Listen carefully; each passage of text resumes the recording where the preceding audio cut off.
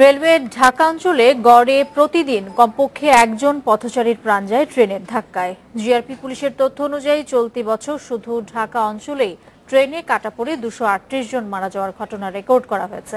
এসব দুর্ঘটনার একটি বড় কারণ রেল লাইনের উপর বাজার, যেগুলো রেলওয়ের কর্মকর্তা এবং স্থানীয় রাজনৈতিক নেতাদের টাকা দিলেই বসানো যায়। রাজধানী ঢাকায় রেলের জমিতে বাজার বসাতে কোনো অনুমোদন লাগে না। রেলওয়ের কর্মকর্তা কিংবা স্থানীয় রাজনৈতিক দলের কিছু নেতাকে দৈনিক টাকা দিলেই বসত ঘর সহ দোকান বানিয়ে দিব্যি ব্যবসা করা সম্ভব। এ কারণে মৃত্যু ঝুঁকি থাকার পরও জীবনের তাগিদে রেল লাইন হয়ে উঠেছে অনেকেরই জীবন জীবিকা। হ্যাঁ, ঝুঁকি আছে, জীবনেরও মানুষের ঝুঁকি আছে। নারায়ণগঞ্জ থেকে শুরু করে টঙ্গী পর্যন্ত রেল লাইনের উপর স্থায়ী বাজারই রয়েছে 10টিরও বেশি। আর অস্থায়ী দোকানপাট কখন বসে আর কখন ওঠে তার হিসাব নেই কারো কাছেই। রেল পুলিশ বলছে, রেল লাইনে বাজার কিংবা বস্তি উচ্ছেদের অভিযানে কোনো সাফল্য আসে না। অভিযান শেষে রেল লাইন ফিরে যায় পুরনো চেহারায়, যে কারণে বারবার এমন দুর্ঘটনা ঘটছে।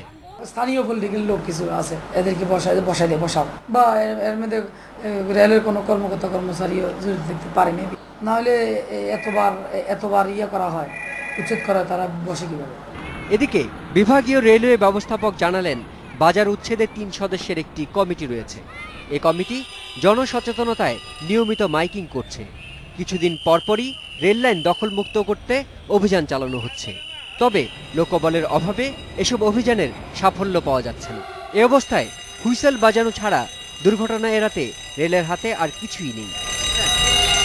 ঢাকা থেকে মহাখালী পর্যন্ত ড্রাইভাররা ঘন ঘন হুইসেল বাজাবে। এই সমস্ত লেভেল ক্রসিং গেট এবং বাজারে তারা কন্টিনিউয়াস হুইসেল বাজায়। এই হুইসেলই আমাদের এখন পর্যন্ত গৃহীত ব্যবস্থা।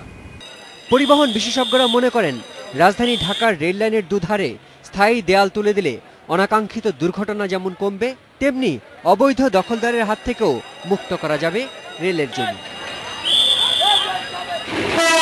শিমুল বাশার, ইন্ডিপেন্ডেন্ট নিউজ, ঢাকা।